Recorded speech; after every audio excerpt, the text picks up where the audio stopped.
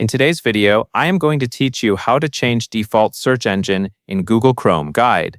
Begin by opening Google Chrome on your computer. Make sure the browser is fully open so you can access the menu and settings area without any issues.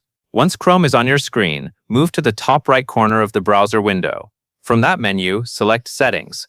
This will take you to the main settings page, where Chrome organizes different browser options in a menu on the left side of the screen. On that left-hand side, look for the section called Search Engine and click on it.